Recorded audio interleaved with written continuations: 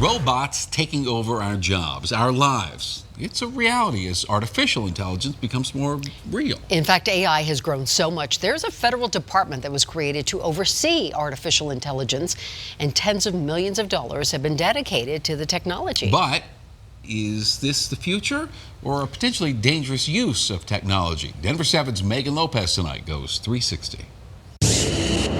There is an inherent fear of what we do not know. Things too complex to understand. Think of me as your friend. A fear of their potential and how it will affect ours. 2 stars? Technology has long been seen as one of man's greatest accomplishments, but also one of its biggest adversaries. So let's go 360 on the future of AI. Some of the world's greatest thinkers are warning about the dangers of this technology, causing others to demand for privacy and transparency. States like Colorado are trying to create a future fueled by AI, while futurists say countries need to work together. But let's back up and explain what artificial intelligence is. And first things first, it's not a robot. It's the algorithm that acts as the machine's brain, compiling a bunch of data to come to conclusions. AI itself is nothing new, but the amount of data now available for it to sift through is opening up all new possibilities.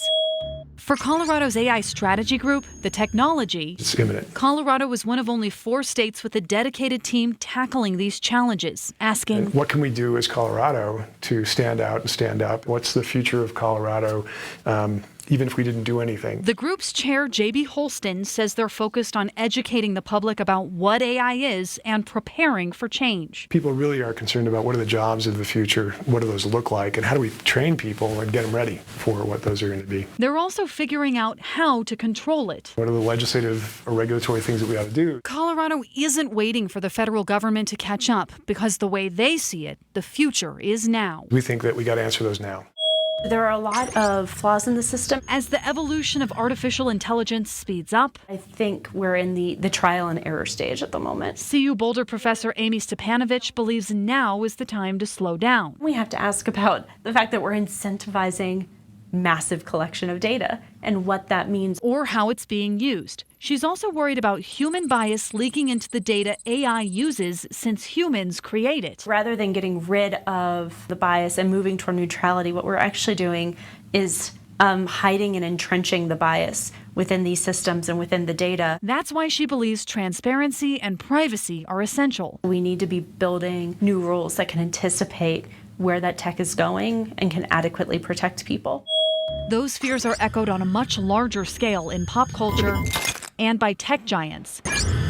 Tesla creator Elon Musk calls AI humanity's biggest existential threat. Physicist Stephen Hawking warned of an AI apocalypse. And tech ethicist Tristan Harris believes it could mean the end of free will.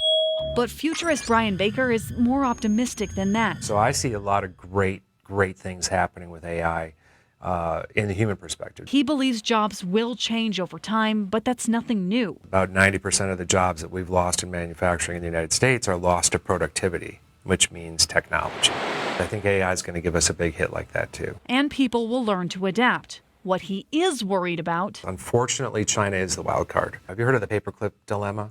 So you give a machine with some artificial intelligence in it, you say your number one job is to build paperclips. It starts building paperclips and it can't stop. But it wipes out mankind, it takes all of our resources, and right now, China is not considering the paperclip dilemma. We need to be responsible about artificial intelligence. That's why Brian believes this is a global issue. This is one of those things like the energy crisis and environmental crisis, where we all kind of need to work as a team. Still, he's hopeful. I think artificial intelligence is just getting started. For now, the possibilities of AI are only limited to computing capacity and human imagination. But just because something is possible, should it exist? And how do we develop responsibly? The answer to those questions could be coming sooner than you think.